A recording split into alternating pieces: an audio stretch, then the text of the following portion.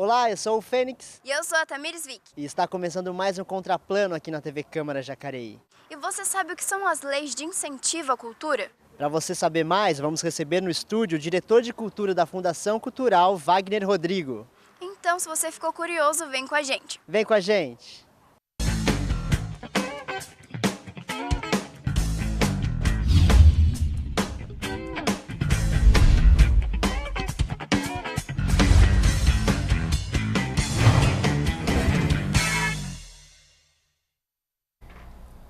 Olá, começa agora Contraplano. Já está aqui conosco Wagner Rodrigo, diretor de cultura da Fundação Cultural de Jacareí. Wagner, seja muito bem-vindo. Então, hoje a gente vai falar sobre leis de incentivo à cultura. E se você aí de casa tem algum projeto na gaveta, trabalha com arte, quer saber como você pode financiar esse projeto, fica com a gente porque a gente vai passar bastante informações para vocês. Então, Wagner, a primeira pergunta que eu quero fazer para você, então, é em relação a qual o papel e a importância de políticas públicas que incentivem, então, projetos culturais. Primeiro, agradecer o convite de vocês participar do programa.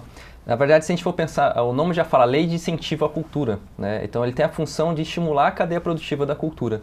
E, às vezes, as pessoas têm essa visão que, para a cultura, então, é um dinheiro desperdiçado, porque, às vezes, não consegue entender o tamanho da cadeia produtiva que a cultura tem. E a cultura é só uma parte dessa isenção fiscal, porque se você trabalhar com a questão do agronegócios, da agricultura, automotiva, todo o setor do Brasil tem algum incentivo. Por exemplo, quando a venda do carro tinha incentivo do IPI, isso é uma renúncia fiscal. E o interessante de saber que a renúncia para a cultura não chega nem 1% de tudo que é renunciado para todos os setores da sociedade. Então, você colocar ainda é pouco do que acontece. E você gira toda uma economia. Hoje, a gente for pegar a economia da cultura, a economia criativa, alguns dados da Firjan, o PIB da economia criativa chega a 3% do PIB brasileiro. E os incentivos chegam a menos de 1%. Então, na verdade, o quanto que gera. E hoje, em questão de números de trabalhadores, chega a quase 1 milhão de trabalhadores. Mais que a indústria têxtil, a indústria eletrônica ou a indústria farmacêutica. Então, é toda uma cadeia produtiva. Quando a gente pensar no incentivo, a gente não tem que pensar só no produto em si, que é a circulação de música, artes cênicas, que a fruição é a questão do entretenimento. Mas é de toda a cadeia que você tem, de técnicos, produtores, contra-regras, o pipoqueiro que vai lá na praça, a indústria que você compra a roupa, a cenografia, toda essa cadeia, contadores, advogados jurídicos na parte contábil e também na parte de cultura, que é preciso para essa cadeia produtiva. Isso a gente está falando da indústria criativa, economia criativa, que está inserida dentro de uma política cultural bem sucedida, vamos dizer assim. Nesse sentido, a lei de incentivo é uma parte dessa cadeia. Então, a importância e também porque você consiga produzir cultura. E não é só uma coisa no Brasil. Se você for estudar a França, até os Estados Unidos, existem várias formas de fomento, que são leis de incentivo são leis de fomento à cultura, ou seja, fomentar essa produção e essa cadeia cultural. E qual que é a importância, então, desses editais? Existem vários níveis de importância. Tem o sentido de ter a produção, porque muitas vezes você gravar um CD, se você já está no mercado, você consegue uma produtora, você consegue gravar seu CD. E a importância dessa lei de incentivo, às vezes, é atingir grupos que não teriam só pelo mercado em si produzir o seu conteúdo, produzir seu álbum. Isso acho que é um primeiro caminho. O segundo é a questão de você ter uma maior circulação de produção cultural no país. Então, vamos pegar um exemplo da lei do audiovisual como um resumo. Se a gente for pegar a década de 90, principalmente na gestão Collor, teve um ano que chegou a ter 2 filmes nacionais. Então, imagine toda a cadeia, você praticamente estagnou a produção audiovisual no país. E hoje em dia você vê quantos lançamentos que tem, e quanto que isso gera, quanto tempo que para além de se é de qualidade ou não os filmes, mas que é outro momento, mas o quanto que isso está gerando de economia. E hoje, quase toda semana, qualquer circuito, você vai ver que tem um filme brasileiro em cartaz. Então, a lei do audiovisual é uma lei de renúncia fiscal, lei de incentivo. Uma outra lei nessa linha também que gerou mercado é a própria de conteúdo das operadoras, das programadoras. Hoje 20% tem que ser de conteúdo nacional. Então você vê a quantidade de séries que você vê nas programadoras dos canais brasileiros. Isso gera todo um mercado. E a gente está falando, então eu falei desde os produtores que não conseguem chegar no mercado, ou até de produtores que já estão no mercado, mas conseguem produzir com maior qualidade. E a população começa a ter mais acesso à cultura. Como que às vezes uma cidade pequena, vamos pegar o exemplo de Santa Branca, às vezes não tem um orçamento mas uma Lei Rouanet, um PROAC, algum projeto de lei de incentivo, consegue circular pela cidade levando seus espetáculos culturais. Então tem desde a questão da importância da produção, da cadeia, e também do assistir, da população poder se formar culturalmente em todas as áreas. Então a lei de incentivo tem esses dois grandes lados, assim, da ponta de você atingir a população e dos produtores de conseguir produzir. Sim, e Wagner, você falou agora de formação cultural. Às vezes a gente escuta discursos de algumas pessoas que, quando se coloca cultura ao lado de educação, de saúde, muita gente até confunde o dinheiro, essas verbas, esses financiamentos, de que não se tira dinheiro de uma coisa para poder patrocinar outra. Exatamente. E muitas pessoas ainda não veem a cultura como, então, carente também de um olhar específico para a sociedade. Cultura é tudo aquilo que a gente produz, né? É o nosso registro na sociedade. Então, como é que você vê isso também? Então, você falou uma coisa muito interessante, que é a questão da identidade. A cultura é a identidade do ser, assim, e ela está não tem como você separar a educação da cultura, até a saúde da cultura, porque a gente está falando cultura, tem a saúde mental, de você poder assistir alguma coisa, uma peça de teatro, você ter aquele seu momento, e deixar bem claro com as pessoas, principalmente que teve aquela discussão da Lei Rouanet, tá tirando dinheiro, não. Todas as caixinhas têm o seu orçamento, tem a dotação orçamentária. Então, quando a gente está falando da cultura, não tem como eu tirar esse dinheiro para colocar no asfalto. O asfalto já tem o dinheiro dele. A cultura tem essa função que você falou que é interessante, as pessoas perceberem a diferença. E como eu já falei, se colocar o orçamento é tão ínfimo, por exemplo, a nível federal não chega a 1% de todo o nosso orçamento para a cultura. Então não dá para se dizer que, então vamos pegar... É quase assim, então a população ela vai deixar de ter cultura, vou poder ter cultura só depois que eu acabar com a desigualdade. Então enquanto isso a gente fica uma sociedade, e o quanto que você participar da cultura não forma melhor uma sociedade mais crítica, que participa, que entende, que valoriza a sua cidade, que valoriza o seu bairro. Quantos projetos que a gente vê de bairros que aparentemente tem atrações culturais na praça, ou que tem projetos de grafite, cultura urbana, as pessoas respeitam mais o bairro está mais limpo, e isso é cidadania. Se você for ver dentro da própria saúde, existe um termo que é práticas integrativas e complementares, que são formações de arte-terapia, yoga, reiki, ou seja, é a cultura. Quando você vai trabalhar na assistência social, você vai ter o CRES e o CRAS. Quais são as oficinas que tem lá para os jovens, para a população? É artesanato, é violão, é música, é audiovisual. Então você vai ver que a cultura está em todos, na educação. Quando você trabalha com educação em tempo integral, qual que trabalha a arte? Teatro. Então eu não consigo entender quando as pessoas separam e acham que uma coisa é uma coisa, outra coisa não consegue linkar a importância dos dois, né? E desmerecer a cultura. Com certeza. Agora, voltando, vamos falar das leis de incentivo à cultura, mas antes de detalharmos elas, nós, eu e a Tamires, fomos às ruas para saber se a galera sabe aí o que são as leis de incentivo à cultura. Vamos conferir. Legal. Você conhece leis de incentivo à cultura? Não sei te falar muito sobre, porém eu sei que aqui em Jacareí existe, não sei se ainda existe ou já existiu, um incentivo da Fibria, apoiando alguns projetos culturais, seja tanto na parte de música, de teatro, aqui dos artistas da cidade. Sim, a Rouanet eu tenho conhecimento de financiamento de música, cultura, arte, tenho sim.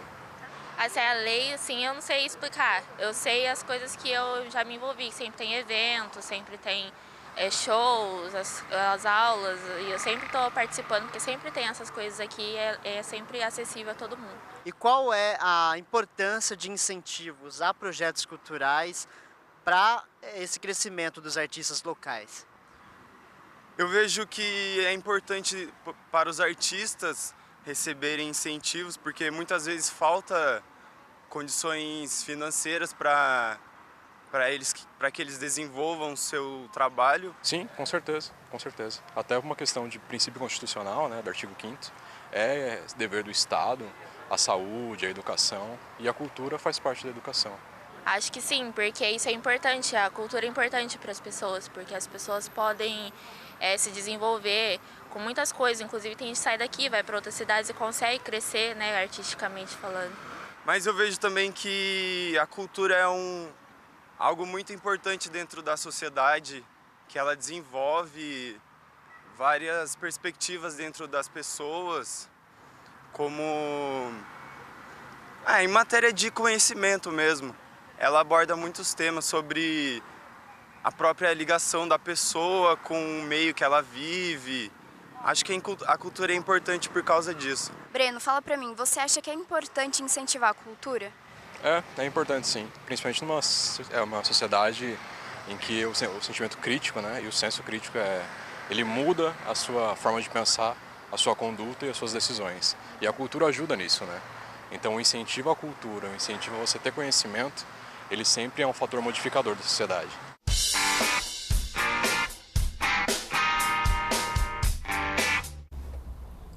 Sempre que a gente fala de lei, é um assunto um pouco mais complicado da compreensão do pessoal, né, Fênix? Mas a gente conseguiu ver que o pessoal tá até que bem informado e todo mundo falou assim, que falou sobre a importância da cultura para a sociedade e disseram também um pouco das atividades que acontecem aqui em Jacareí. Como você avalia, então, um pouco das falas dos nossos convidados, Wagner?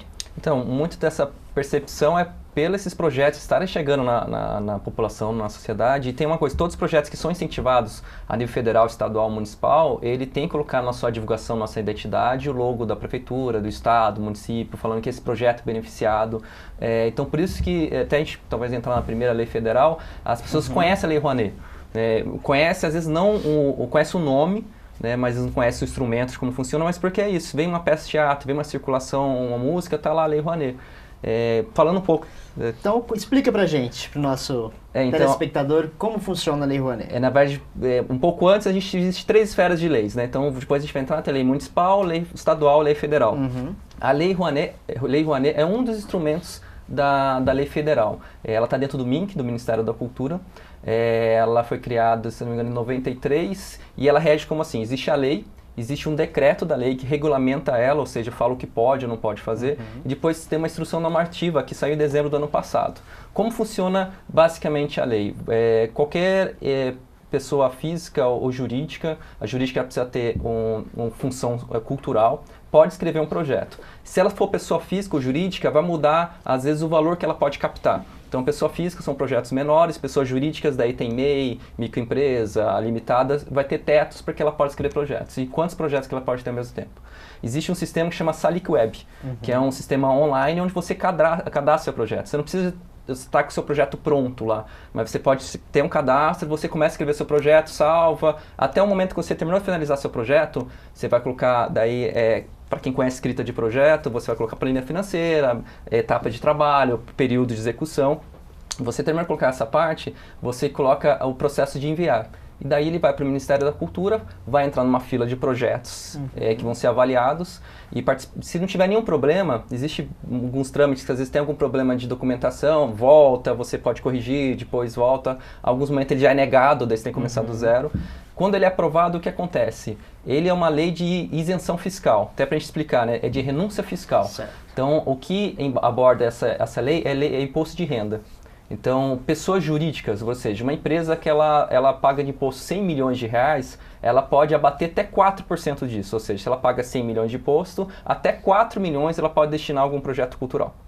Se é pessoa física, até 6%. Então, pegando essa etapa, ele foi aprovado o projeto. Normalmente fica aberto de fevereiro a novembro a plataforma, mas isso pode mudar de um ano para o outro.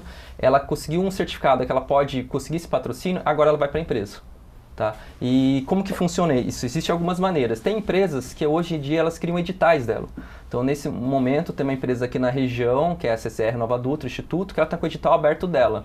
Então, todas as pessoas que já têm projetos aprovados na Lei Rouanet, pode se inscrever nessa plataforma para captar verba. As pessoas, às vezes, quando vê o edital da CCR, acham, nossa, a CCR está dando dinheiro, vou escrever meu projeto. Mas tem uma etapa antes, seu projeto tem que já estar aprovado na Lei Rouanet. Porque o que ela está fazendo? Ela só está organizando para não ficar recebendo o projeto o ano todo. Ela cria um período, o perfil de projeto, que cidades atende, então ela cria uma... Então, a Lei Rouanet tem muito essa questão da indústria e do marketing cultural da empresa também pautar.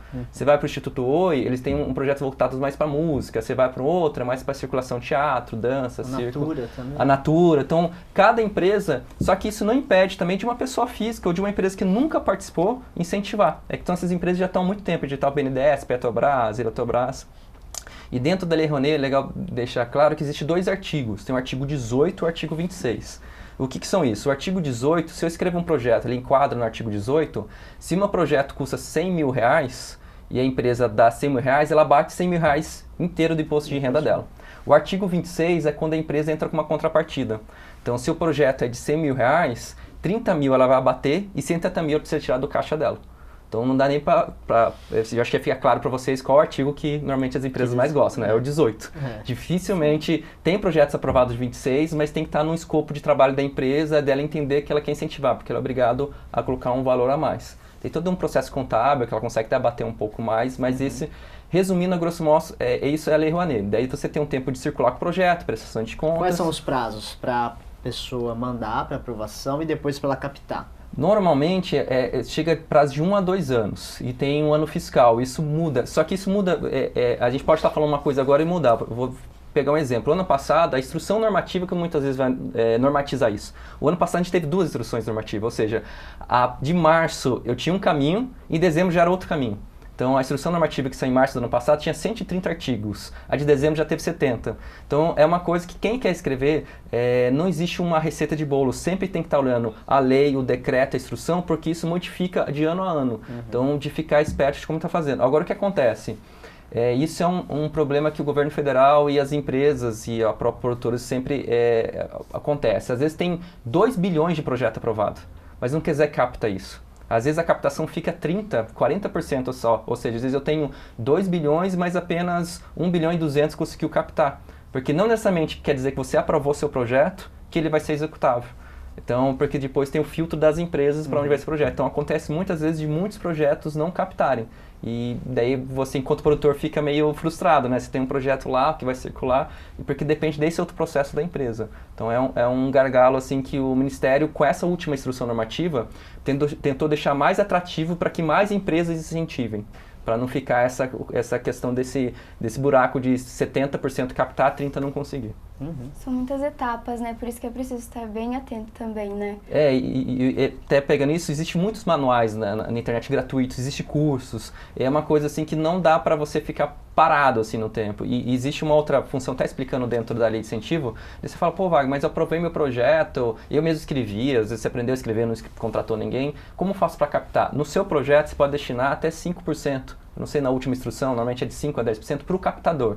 O que é isso? É uma função jurídica que o mercado se criou, que é essa pessoa que muitas vezes tem interface com a empresa. Então você pode deixar no seu projeto, se o projeto é de 100 mil, você pode destinar 5 mil para que essa pessoa captar o dinheiro que ela vai receber por ter conseguido essa captação. Que é a parte mais difícil, Que é a parte mais difícil. Então já existem escritórios, produtores de captação. Daí você fala, pô, mas ele vai receber isso e ele só captou. Mas às vezes você já pode prever isso no seu projeto e ele tem todo um trabalho também de montar a apresentação, de ir em várias empresas. É um trabalho de agenciamento. E saber vender, né? Saber vender. Quando você tem um espetáculo de show, precisa vender para os locais. É quase a mesma coisa. Então você pode prever. E eu acho muito interessante esses projetos. Às vezes você isso é uma dica de escrita de projeto. Não assume tudo para você. Tem um produtor executivo, você é o diretor artístico, contrata um cara contador, porque assim, a ideia é você ter uma cadeia produtiva. Quando você tem mais pessoas que são da área especializada, é mais fácil o seu projeto ter menos problemas, porque você vai contratar um escritório contábil que sabe fazer esse tipo de prestação de contas, você vai contratar uma pessoa que sabe captar, outro que sabe produzir, e você vai fazer a direção artística que cabe a você. Então é interessante você, nessa cadeia, sempre colocar profissionais que vão conseguir, porque o problema maior pode ser, não é nem captar, o problema maior pode ser depois, se você captou e se você não prestou contas, você é obrigado a devolver esse dinheiro com juros e daí provavelmente acabou sua vida cultural. É isso aí. A gente acabou de falar então da Lei Rouanet, a gente vai dar um breve intervalo e aí a gente volta para falar sobre as leis estaduais e aqui do nosso município.